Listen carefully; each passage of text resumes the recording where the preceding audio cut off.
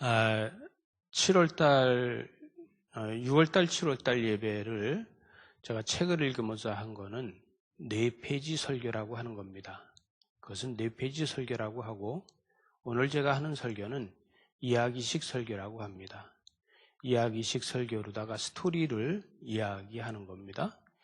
오늘은 마가복음을 계속해서 하지 않고 예레미야를 하고 있는데, 이것은 오늘 말씀 큐티 말씀을 가지고 하고 있는 거고, 예레미야가 큐티 하기가 좀 힘듭니다. 왜냐하면 예언서다 보니까 우리가 그 큐티 하는 게 좀 힘들어서 그 부분을 좀 맥을 짚어서 같이 하는 게 좋겠다 싶어서 오늘은 예레미야 말씀을 가지고 함께 이야기를 나누려고 합니다. 예레미야 선지자 그러면은 우리는 눈물의 선지자라고 잘 알고 있고요. 예레미야 선지자 하면은 살구나무에 꽃이 핀 걸 보고, 그 다음에 끓는 가마를 보고 이렇게 환상을 본 것을 이야기하고, 이 예레미야 선지자는 요시야 왕 때 선지자가 됩니다. 요시야 왕 13년에 선지자가 돼서 어린 나이에 선지자가 됐지만, 그가 요시야 왕한테 계속해서 자문을 해주고 조언을 해주고 하나님의 계시를 이야기하게 됩니다. 근데 요시야 왕이 예레미야 말을 잘 듣지를 않아요. 이 선지자가 이야기하는 게, 선지자가 나이가 더 어리고 하다 보면은 말을 잘 안 들어요. 이 베냐민 땅에서 아나도실에서 살던 이 요시야는 그가 와서 예언을 하는 것마다 아유, 어린아이가 뭘 저렇게 아는 소리를 하나, 이렇게 할 수 있는 거예요. 그래서 요시야 왕이 통치를 하다가 애굽에 느고 바로라고 하죠. 느고 왕이 이스라엘 땅을 지나가지고 그 다음에 바벨론을 치러 간다고 합니다. 이것이 성경 공부에서 이야기할 때 유명한 갈그미스 전쟁이라고 하는데, 이 갈그미스를 치러 올라간다고 하면서 당신네 땅을 지나만 간다. 왜냐하면 느고 왕이 이렇게 얘기합니다. 느고 왕이 역대하 35장 20절 쪽에 보면, 나는 하나님께서 이 바벨론을 치라고 해서 그곳을 가고 있으니 너하고 나하고는 상관이 없다, 이렇게 이야기를 하는데, 요시야 왕이 내 땅을 지나가면서 무슨 소리야? 그래서 전쟁을 안 하고서 돌이켜 돌아와야 되는데 돌이켜서 돌아오질 않아요. 여러분, 사람은요, 내 힘만 믿고 지혜를 따르지 못하면은 패망하게 돼요. 만약에 요시야 왕이 이때에 그래? 그러면 갔다 와. 그러고서 느고 왕을 보내서 느고 왕이 전쟁에 나가서 승리를 하든지 패하든지 둘 중에 하나 할 거 아니에요? 만약에 승리를 하고 돌아와도 전쟁에서 지친 사람하고 전쟁을 하는 게 좋겠어요? 이제 전쟁을 하러 나가는 사람하고 하는 게 좋겠어요? 근데 전쟁을 하고 돌아오는 사람하고 전쟁을 하면 훨씬 쉬울 텐데 여기서 전쟁을 벌립니다. 근데 어떻게 하냐면, 자기가 죽을까봐 요시야가 쫄병의 옷을 너 벗어라. 그리고 네가 왕복을 입어라. 그리고 내가 쫄병의 옷을 입을게. 그리고 이 군인의 옷을 입고서 전투를 하는데 우연히 쏜 화살이 요시야 왕한테 가서 맞았어요. 그래서 요시야 왕이 화살을 맞아갖고 피를 흘리면서 내가 죽게 됐으니까 야, 나 좀 데리고 가. 나 왕이야. 그러니까 군대가 뭐라 그러겠어요? 에? 네가 왕이야? 지금으로 다 말하면 이럴게요. 야, 내가 대통령이야. 그러니까 야, 네가 대통령이야? 그럼 나는 트럼프다. 이러고 하는 거죠. 에? 네가 말도 안 돼. 네가 쫄병의 옷을 입은 놈이 네가 무슨 왕이야? 그러니까 네가 왕이면은 나는 느부갓네살이다. 이렇게 이야기하는 거예요. 이렇게 이야기하니까 결론은 피를 흘려서 죽게 되는 거예요. 여러분, 그렇게 해서 죽고 나서 그 다음에 여호아하스라는 사람이 그 아들이 왕이 돼요. 왕이 돼서 3개월밖에 안 됐는데 느고 왕이 화가 나서 그걸 가만두지 않잖아요. 그래서 애굽에서 다시 침공을 해갖고 이 여호아하스를 왕이 된 지 3개월밖에 안 되는데 끌고 가서 죽여요. 그러고 나니까 요시야의 아들 다시 여호야김이 왕이 됩니다. 여호야김이 왕이 돼가지고 11년 동안 통치를 하는데, 여러분 이 예레미야가 계속해서 이야기를 해요. 그런데 예레미야는 아직까지 그 선포하기가 너무 두려운 거예요. 뭐라고 선포해야 되냐면 너희들이 다 바벨론으로 끌려갈 거다. 이렇게 이야기하는데 여러분 바벨론으로 다 끌려갈 거라 그러면 사람들이 믿어지겠어요? 안 믿어지는 거예요. 아니 지금 우리가 이렇게 평화롭고 잘 살고 있는데 무슨 바벨론으로 다 끌려가? 이러고 안 믿는 거예요. 그리고 주변에 거짓 선지자들이 많아요. 거짓 선지자들이 왕이여 그 사람 말 듣지 마십시오. 젊은 아이가 미친 아이가 하는 소리를 무슨 그런 소리를 듣습니까? 그러면서 그 왕의 멘토들이 이야기해주는 그 소리를 듣지 선지자의 이야기를 듣지 않는 거예요. 그러다 보니까 길앗 여아림 사람 한 사람이 나와가지고 그 사람이 이름이 누구냐면 우리아라는 사람이에요. 우리아라는 사람이 그 사람이 예언을 합니다. 뭐라고 예언을 하냐면 너희들이 다 바벨론 다 끌려갈 거야. 왕이고 너희들 전부 다 바벨론으로 끌려갈 거야. 그랬더니 여호야김 왕이 그 소리를 듣고서 뭐라고 했냐면 이런 성질이 나가지고 잡아오라고. 그러니까 도망을 갔어요. 도망을 가서 어디로 가냐면 애굽으로 도망을 갔어. 근데 애굽으로다가 사신을 보내갖고 그 애굽에 가서 그 우리아를 예언한 이 우리아를 잡아다가 이 여호야김이 죽여요. 그래갖고 평민의 무덤에다 갖다 묻어버려요. 이러는데 하나님께서 예언을 자꾸 하라는 거야. 예레미야 보고. 그럼 나 죽습니다. 그러니까 하나님이 뭐라 하냐면 내 목숨은 나한테 달려있다는 것이죠. 절대 죽지 않는다. 내가 너를 지켜준다. 내가 너와 함께한다. 그러니 예언을 하라는 거예요. 그래서 예언을 해요. 너희들이 다 끌려갈 거야. 포로로 다 잡혀갈 거야. 이렇게 이야기하는데 안 믿어지는 거예요. 여호야김이 그걸 믿어야 되는데 안 믿어지는 거예요. 무슨 소리야? 그래서 여호야김이 이제 뭐를 하냐 하면은 정말 그렇게 될까? 그러면 머리를 써야 되잖아요. 그러면 연합군을 만들어야 되겠다. 그래서 두로와 시돈과 또 암몬과 그 모압과 이쪽의 왕들을 전부 불러들여요. 불러들여가지고 그 왕들 보고서 우리 같이 연합군을 해서 바벨론이 쳐들어오면 우리가 다 같이 연합을 해서 전쟁을 일으켜서 바벨론을 쳐부시자. 그리고 그 땅을 우리가 차지하면 되지 않냐 이러고 꼬시는 거예요. 그러기 위해서 연합군 회의를 하게 해서 그 정상회의를 하려고 예루살렘으로 다 모이는데 이 예레미야가 멍에를 하나 해서 미고 줄을 갖다 이렇게 줄을 만들어가지고 그 사신들이 오는데 멍에를 메고 예루살렘으로 다 올라가면서 뭐라면 야, 이 줄 좀 땡겨, 이 줄 땡겨봐 이거. 이렇게 해서 다 끌려갈 거야. 이렇게 이야기하는 거예요. 그런데도 안 믿는 거예요. 행위로다가 예언을 해도 안 믿어요. 그래서 결론은 여호야김은 이 느부갓네살 왕이 와서 그를 포로로 다 잡아갑니다. 포로로 다 잡아가서 그 여호야김을 잡아간 뒤에 그 다음에 이 여호야김 다음에 다시 또 왕을 세워요. 그게 누구냐면 여호야긴이야. 여호야긴은 왕이 될 적에 나이가 18살이에요. 그 18살이 돼가지고 왕이 됐는데 이 사람이 왕이 돼서 3개월밖에 안 되는데 느부갓네살 왕이 다시 쳐들어와서 예루살렘에 쳐들어와가지고서 예루살렘에서 여호야긴을 데려가요. 그 데려가면서 그 여호야긴의 그 어머니도 데려가고 그 왕궁에 있는 내시들이나 모든 사람들을 다 데리고 가요. 그리고 전쟁에 싸울 만한 그 군인들 7,000명도 데리고 가요. 그리고 목수, 대장장이 이런 사람들을 지식인들 전부 해서 10,000명을 다 데리고 가요. 그러니까 이 느부갓네살 왕이 그들을 데려가는데 어떤 생각이 드냐면 야, 이 다 데리고 가고 삐리삐리한 사람들만 남겨놓는데 그래도 이 삐리삐리한 사람들만 남겨놔서 여기에 또 왕을 하나 세워놓지 않으면은 그러면은 만약에 여기를 다른 사람들이 와서 쳐들어오면 안 되잖아. 그럼 왕을 하나 세우자.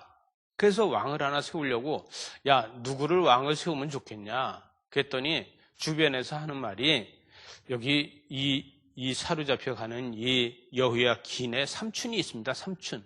그 삼촌을 왕을 세우면 어떻겠습니까? 그러니까 왜 그러냐? 그러니까 그 삼촌은 얼마나 왕이 되고 싶었겠어요. 자기가 왕이 되고 싶었는데 여호야김이 잡혀가고 나서도 자기 아들 18살짜리를 그 왕을 세워. 근데 여호야김이 왕이 될 때 삼촌은 몇 살이냐면 21살이야. 그러면 왕 되고 싶어요? 안 되고 싶어요? 되고 싶어요. 그래서 왕이 됐으면 좋겠다 하는 생각도 하고 있는데, 느부갓네살 왕이 뭐라 하냐면, 야, 걔를 데려다 그러면 왕을 세우자. 그래서 여호야긴의 삼촌을 갖다가 왕으로다 세워요. 그 이름이 누구냐면 마따니아야, 마따니아. 그래서 마따니아를 갖다 왕을 세우는데, 이 마따니아가 뭐냐? 느부갓네살 왕이 이렇게 물어봐. 그러니까 마따니아가 뭐야? 이렇게 얘기하니까 그 시브리 말로다가 이렇게 하면요, 뜻이 하나님의 선물이라는 뜻입니다. 이렇게 하니까, 야, 내가 지금 왕을 세우는데 무슨 하나님의 선물이야? 이거는 느부갓네살의 선물이지 무슨 하나님의 선물이냐? 이렇게 할 수 있는 거예요. 그죠? 그래서 하나님의 선물이라는 이름을 바꿔라. 그래서 그럼 뭐라고 바꿀까요? 그랬더니 그 바꾸는 걸 시드기야라고 바꿔라. 시드기야. 이렇게 해서 시드기야로다 이름이 바뀌어요. 이름을 시드기야로다 바꿨는데, 시드기야로다가 이름을 바꿔가지고 그를 왕으로다 세웠으니까 느부갓네살이 왕을 세웠어요? 하나님이 세웠어요? 느부갓네살이 왕을 세워요. 그죠? 그러니까 삼촌이 벼랑간에 조카가 왕 된 지 3개월 만에 잡혀가고 자기가 왕이 됐어. 삐리삐리한 사람만 남고 다 잡혀갔지만 자기가 왕이 됐어. 그러면 하나님이 세웠다는 생각이 들어? 바벨론 왕 느부갓네살이 세웠다는 생각이 들어요? 바벨론 왕 느부갓네살 왕이 자기를 왕을 세워준 거야. 근데 이름도 바꿨어. 이름이 뭘 그렇게 중요해? 바뀌었어도 자기가 왕이 됐는데. 우연의 일치로 시드기야라는 말은요, 히브리 말로다 뜻을 풀으면 어떻게 되냐 하면은 하나님은 나의 의다 이런 뜻이야. 그러면 하나님은 나의 의다 하는 이름이 더 좋겠어요? 하나님의 선물이라는 이름이 더 좋겠어요? 하나님은 나의 의라는 이름이 더 좋잖아요. 그래서 성경에는 계속해서 시드기야라고 이름을 쓰는 거예요. 우연의 일치로 더 좋은 이름으로 다 바꿔준 거죠. 그러면 여러분 이게 이 모든 것이 다 하나님이 했다고 할 수 있어야 돼요. 그죠? 이 모든 것을 다 하나님께서 이루어 주셨다는 거로 생각하고 하나님 앞에 감사를 해야 되는데, 근데 그것이 아니라 점점 더 악해지는 거예요. 점점 더 악한 왕이 되는 거예요. 여러분, 세상이 악해지면은 예수 믿는 사람들은 영적으로 점점 더 변해가야 됩니다. 세상이 힘들어지면요, 우리는 점점 영적인 사람이 돼야 돼요. 지금은 코로나로다가 세상이 엄청 어렵고 힘들어요. 그죠? 그러면 저와 여러분은 점점 더 영적인 사람이 되어져야 돼요. 그래서 통찰력이 있어야 돼요. 이 통찰력으로다가 세상을 꿰뚫어 볼 수 있는 힘과 능력이 있어야 돼요. 제가 이번 주에 읽은 책이 스누위라는 책인데, 그 책은요, 세상을 꿰뚫어 보는 방법이라는 것이 쓰여져 있어요. 여러분, 세상을 내가 꿰뚫어 보지 않으면 안 된다는 거예요.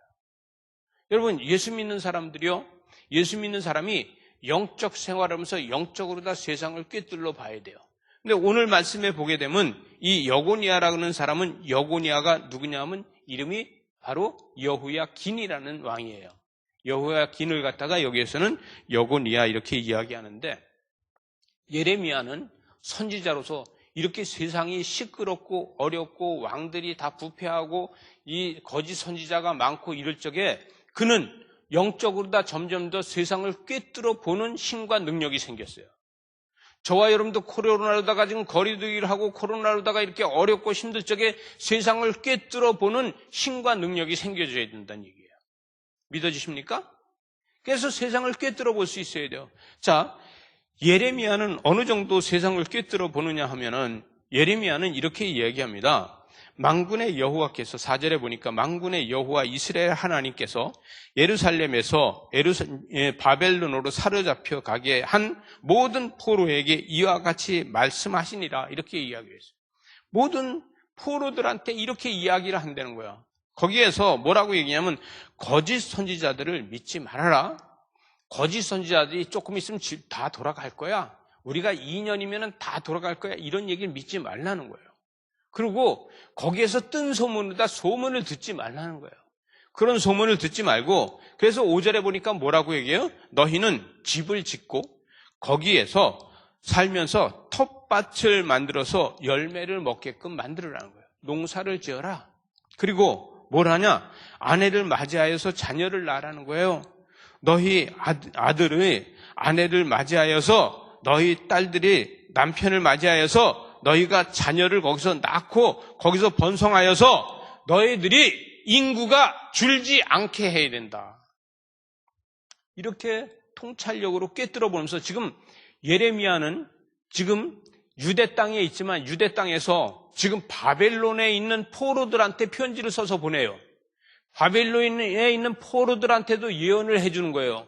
하나님의 때는 아직 끝나지 않았으니 너희는 거기서 아들 낳고 딸 낳고 결혼하고 농사 짓고 거기서 살아야 된다. 그러면서 뭐라 하면 선진국 문화를 배워라. 선진국 문화를 배우라는 거예요. 우리는 누구한테 배우면 돼요? 선진국 집사한테 배우면 돼요. 우리 교회는 선진국 집사님이 있잖아요. 그죠? 그래서 선진국이에요. 여러분, 거기서 번성해서 인구가 줄어들지 않게 하라는 거예요. 이것이 하나님의 뜻이라는 거예요. 거기에 잡혀갔으니 곧 돌아올 거야. 장가도 가지 않고 시집도 가지 않고 이렇게 있다가 보면 거기서 그냥 처녀 귀신 된다는 거예요. 이러지 말고 거기서 결혼도 하고 농사도 짓고 집도 짓고 잘 살아야 된다는 거예요. 거기서 너희는 내가 사로잡혀 가게 한 그 성읍에서 평안을 구하라는 거예요. 그를 위하여 여호와 앞에 기도하라는 거예요. 여러분, 느부갓네살 왕을 위해서 기도하래요. 바벨론 땅을 위해서 기도하래요. 그 땅을 위해서 기도하고 그 왕의 통치를 위해서 기도하래요. 여러분, 이 땅에 느부갓네살 왕을 죽여 주시옵소서. 이 땅을 망하게 해 주십시오. 이렇게 하면 전쟁이 일어나야 안 일어나? 전쟁이 일어나면, 전쟁이 일어났을 때 용병으로 다 누가 나가냐면 포로로 다 잡혀온 사람들이 제1번으로다가 나가서 그들이 다 죽게 돼요. 그죠? 그러니까 이 땅에 평안이 있어야지만 그들이 번성하고 살아남을 수 있다는 것을 예레미야는 이야기하는 겁니다. 여러분, 저와 여러분이 예수를 믿고 영적인 사람으로다 영적 지혜가 있다 그러면요, 현실에서 그 영적 지혜를 사용할 수 있어야 됩니다. 저와 여러분이 현실에서 영적 지혜를 사용하지 못하면요, 우리는 잔머리꾼에 불과해요. 우리는 잔머리를 쓰는 사람이 아니라 영적 지혜를 쓸 수 있는 사람이 돼야 돼요. 예레미야는 지금 그가 농사 짓는 것도 안 해봤을 거예요. 어려서 예언자가 됐잖아요. 그는 오직 선지자로다 살고 있지만 그들의 통찰력으로다 그들을 들여다보면서 경영에 대해서 이야기하고 있고 리더십에 대해서 이야기를 하고 있는 거예요. 코로나 시대에 어렵고 힘들다, 모든 것이 다 전폐되었다 할지라도 우리는 거기서 끝나는 것이 아니라 여기서 시집가고 장가가고 집을 짓고 텃밭을 일구고 열매를 맺는 것처럼 우리는 새롭게 준비하고 새롭게 살아나가는 것을 만들어야 된다는 거예요. 믿어지십니까? 코로나로다가 전폐됐다고 해서 손 놓고 있는 것은 아니라는 거예요. 하나님께서는 세상을 나를 위해서 만들었다는 것을 믿으면 내가 할 일이 보여질 거예요. 믿어지십니까? 하나님께서는 나를 위해서 이 땅에도 코로나를 보냈다는 생각이 들면은 나는 이 코로나 시대에서 다시 이 세상을 정복하고 다스릴 수 있는 용기가 생길 거라고요. 이것이 중요한 거예요.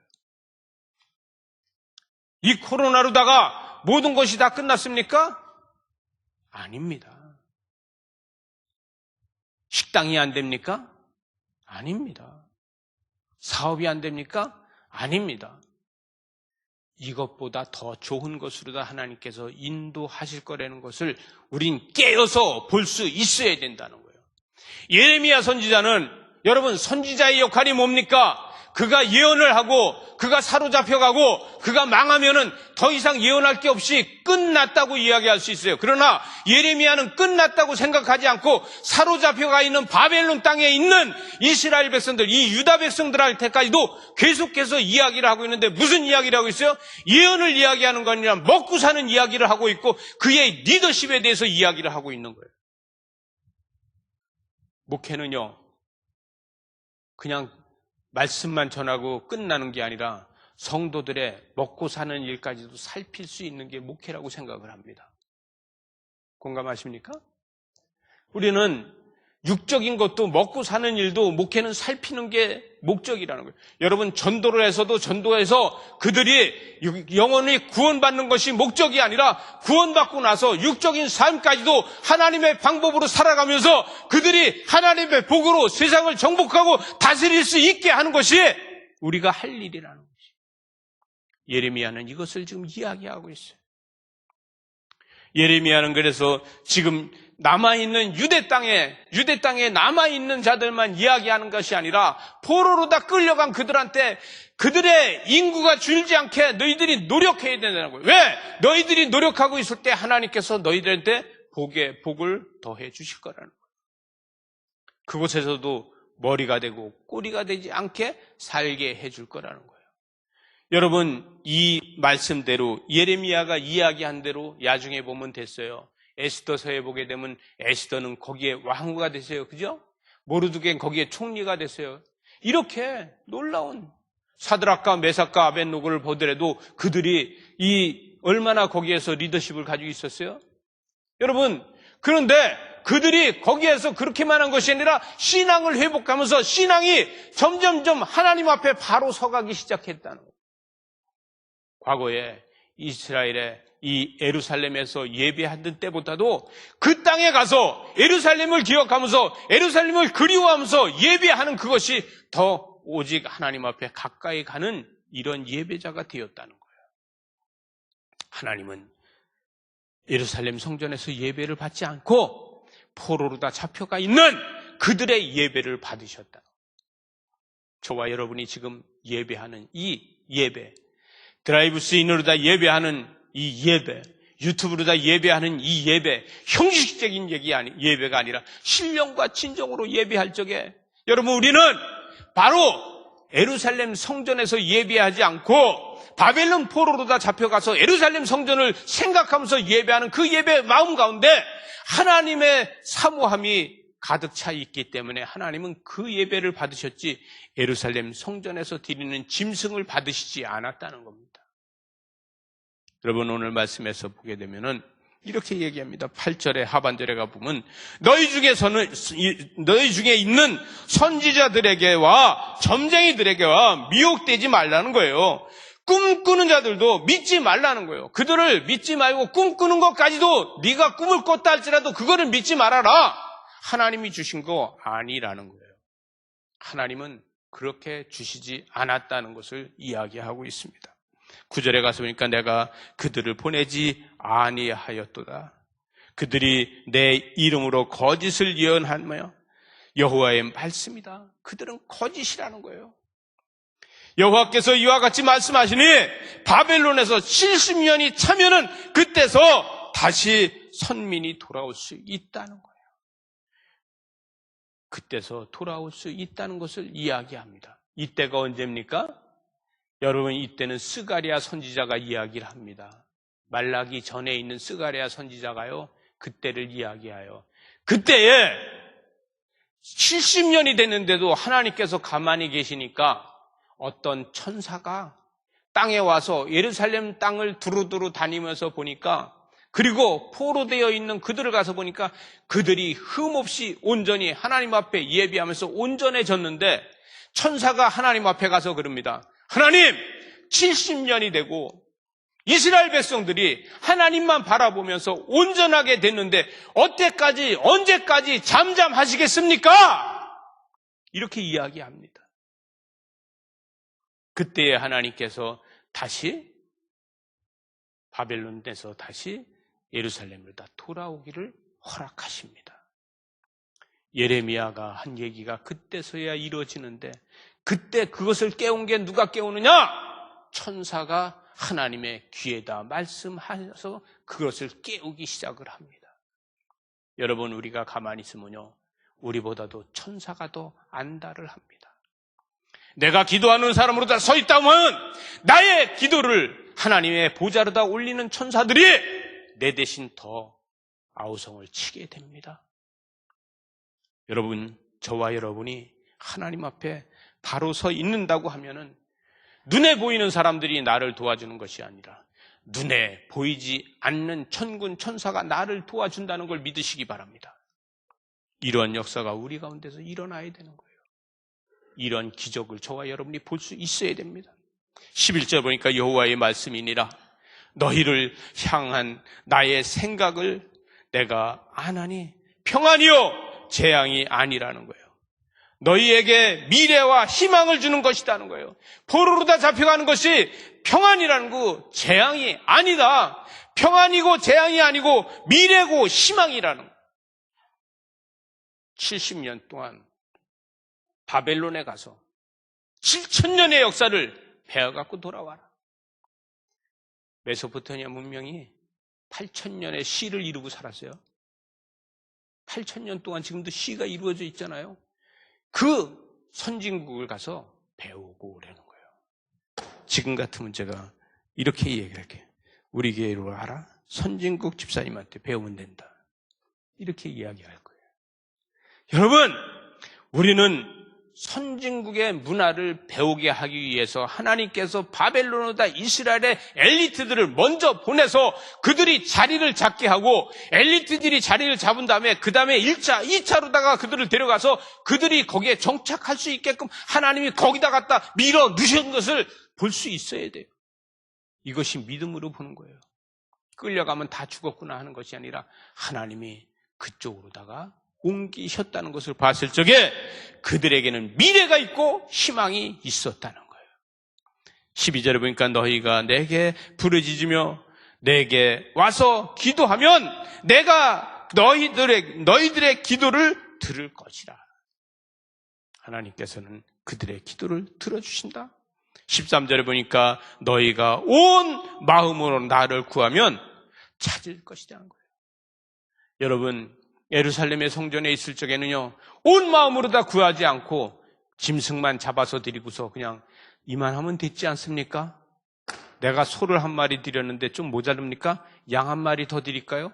있는데요, 뭐. 그러고서 소 한 마리, 양 한 마리 드리고서 이만하면 됐지 않습니까? 이런 믿음이었다고 하면은 바벨론에 가서는요, 소를 잡아서 드려도 안 되고 양을 잡아서 드려도 안 되고 하나님, 나를 각을 떠서 하나님의 성전에 드리고 싶습니다. 예루살렘 성전에 내가 다시 돌아가서 나의 몸을 각을 떠서 드리고 싶습니다.